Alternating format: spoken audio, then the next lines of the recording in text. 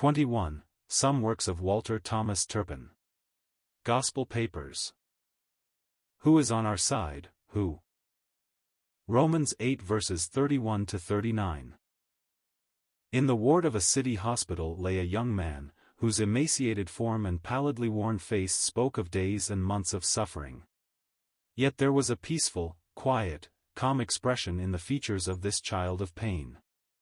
As the hour of release drew near, for death was evidently at hand, the question was put, "What about your peace?"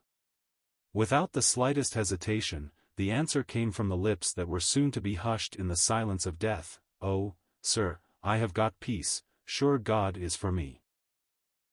It often struck me since how significant was such testimony from one who did not seem to have the least joy. Indeed, he often said that perpetual suffering left him bereft of everything but his peace. It is a grand point, dear reader, to have the feet on such ground. God is for me, and, indeed, where redemption is fully underneath the soul, what other conclusion can we arrive at? It is the grand conclusion of the doctrine of the Epistle to the Romans. If, or since, God be for us, who can be against us? What do I see in God's giving his Son? I see God for me. What do I see in God's forsaking Christ? Why hast thou forsaken me?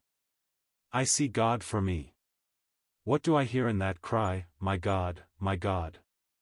I hear the words, God is for me, and how plainly I see it and hear it in him, who went down into the judgment, endured the whole of divine wrath against sin, rose again, the head of a new creation, and announces that peace which he had made in his cross, in those words, "Peace be unto you."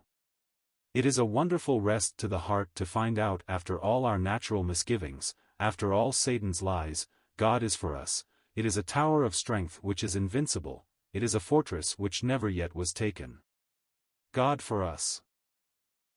Reader, do you hesitate about it? Do you question it?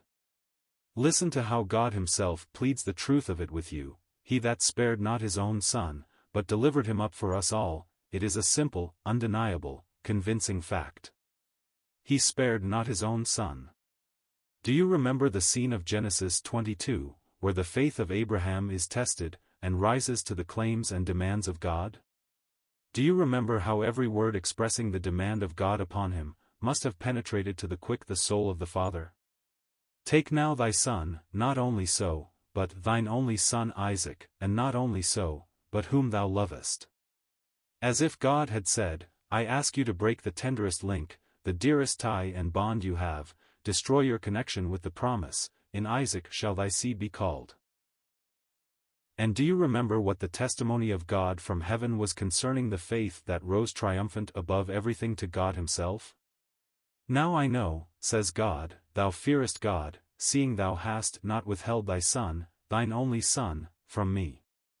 And, reader, has not that same God put like words into your mouth?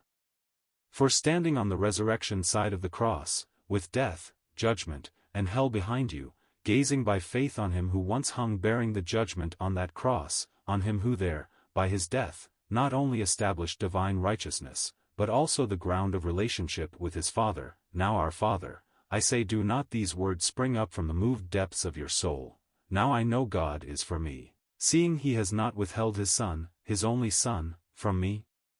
W T Turpin.